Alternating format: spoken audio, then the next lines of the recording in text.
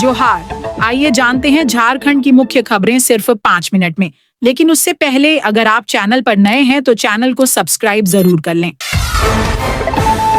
गरीब और बीमार लोगों को मिलेगा नया राशन कार्ड। झारखंड के खाद्य, सार्वजनिक वितरण और उपभोक्ता मामले मंत्री डॉक्टर इरफान अंसारी ने एक बड़ा ऐलान किया है। उन्होंने कहा कि राज्य के हर जिले में 100 गरीब और गंभीर रूप से बीमार व्यक्तियों के नाम राशन कार्ड में जोड़े जाएंगे। इन लोगों को अब आयुष्मान भारत योजना और सरकारी स्वास्थ्य योजनाओं का लाभ मिल सकेगा। मंत्री ने कहा कि उनके रहते कोई भी गरीब इलाज के बिना नहीं मरेगा, क्योंकि जनता ही सरकार की असली ताकत है। बाबूलाल मरांडी ने झारखंड पुलिस पर उठाए सवाल। नेता प्रतिपक्ष बाबूलाल मरांडी ने पुलिस विभाग के कामकाज पर सवाल खड़े किए हैं। उन्होंने कहा कि रांची में इतने बड़े अधिकारी होने के बावजूद खुशी तिवारी केस की जांच एक ऐसे अधिकारी को दे दी गई है जो बजट संभालते हैं, जांच नहीं। उन्होंने कहा कि यह समझ से परे है कि गंभीर केस की जांच किसी बजट अधिकारी को क्यों दी गई। राशन कार्ड धारकों के लिए बड़ी खबर। झारखंड के करीब 2,88,00,000 राशन कार्ड धारकों के लिए खुशखबरी आई है। अब सभी को समय पर और पारदर्शी तरीके से राशन मिलेगा। राज्य सरकार 4G ई-पॉस मशीनों से राशन वितरण शुरू करने जा रही है, जिससे फर्जीवाड़े और गड़बड़ी पर रोक लगेगी। नई मशीनों के लिए कंपनी को वर्क ऑन ऑर्डर भी जारी कर दिया गया है।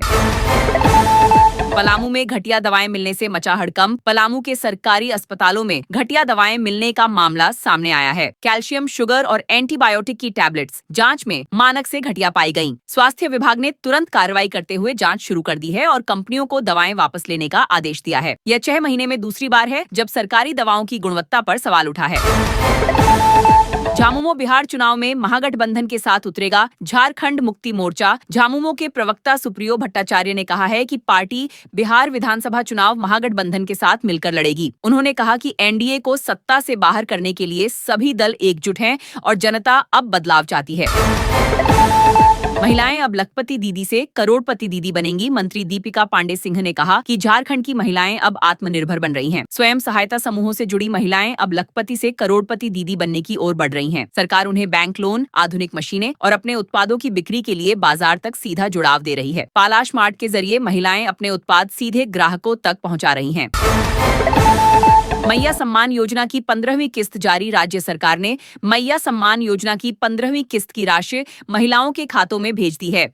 महिलाएं अब त्योहारों से पहले आर्थिक रूप से राहत महसूस कर रही हैं और उनके चेहरों पर मुस्कान लौट आई है। झारखंड से मानसून की विदाई। तय मौसम विभाग के अनुसार अब झारखंड से मानसून विदा होने वाला है। अगले 3 दिन तक मौसम सामान्य रहेगा, लेकिन बंगाल की खाड़ी में हलचल के कारण कुछ जगहों पर हल्की बारिश हो सकती है। 14 अक्टूबर से आसमान साफ रहेगा और गुलाबी ठंड की शुरुआत होगी। कोहरे की वजह से ट्रेनें रद्द। मौसम विभाग ने जानकारी दी है कि कोहरे के कारण हटिया से आनंद विहार जाने वाली ट्रेन दिसंबर से फरवरी तक रद्द रहेगी। इससे यात्रियों को पहले से तैयारी करने की सलाह दी गई है। दीपावली और छठ पर सख्त सुरक्षा व्यवस्था। डीजीपी अनुराग गुप्ता ने 14 अक्टूबर को शाम 4 बजे सभी जिलों के ईएसपी के साथ वीडियो कॉन्फ्रेंसिंग बैठक बुलाई है। त्योहारों के दौरान कानून व्यवस्था, भीड़ नियंत्रण और ट्रैफिक की स्थिति पर खास नजर रखी जाएगी, ताकि दीपावली और छठ शांति से मनाया जा सके।